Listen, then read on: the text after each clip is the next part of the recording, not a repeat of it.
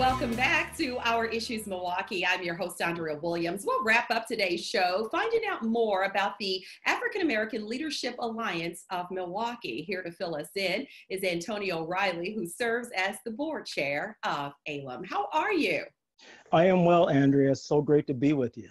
Well, I appreciate you being here, and we don't have a lot of time, so I'd love for you to tell us more about the organization and its mission. Well, AALUM was started back in 2017, where we brought together some 300 African-American leaders and allies, really to talk about how do we change the trajectory of African-Americans here in the city of Milwaukee, and AALUM came out of that. And so now we've just been formed. We are in the process of bringing on our new president and CEO, but we are really dedicated to trying to change the trajectory and the image of African Americans here in Milwaukee, and to switch some of those horrible demographics that rate Milwaukee, as unfortunately our region, as one of the worst places in the country, African Americans, into a community where African Americans can thrive and do well here. Absolutely. And we hear that, and we've talked about that quite a bit on this show.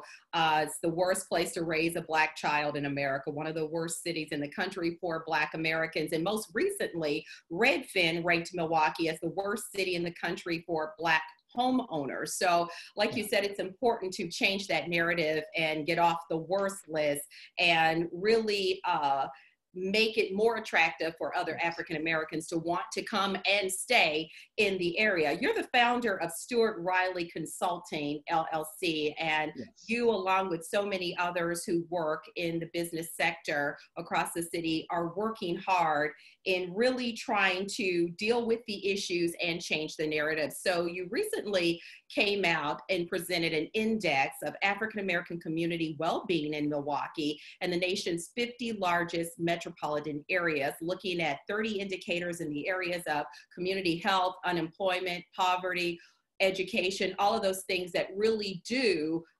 create a storyline that we've heard so much about here in this city. Yes, and we commissioned that study with the support of the Greater Milwaukee Foundation as we launched AALUM, and we set these ambitious goals about trying to change the trajectory of the city. We wanted to have a benchmark of let's get an idea of just how deep is the challenge here. Now, unfortunately, for those 50 areas, communities, and those 30 benchmarks that we had, unfortunately, Milwaukee ranks about 43 on average. Of that, and we have about 4 areas where we actually are about 10th in the region where we don't do too bad. That's on healthcare and health insurance, but the other demographics, unfortunately, we are at the bottom of those scales. Yeah, and I should mention that Dr. Mark Levine, Professor Emeritus and Founding Director of UW-Milwaukee Center for Economic Development, helped you all with these findings. So part of your goal is to have a strategy in the next 5 years in dealing with those things. With the time that we have left, how do you begin to approach being somewhat at the bottom of the ladder? Well, one of the great things about the study that was done, although it did point to some of our challenges, it did point to what we call some drivers, right? Some areas that we could focus on with some deliberative strategies that could really begin to change that trajectory. The first of which was a whole issue of segregation.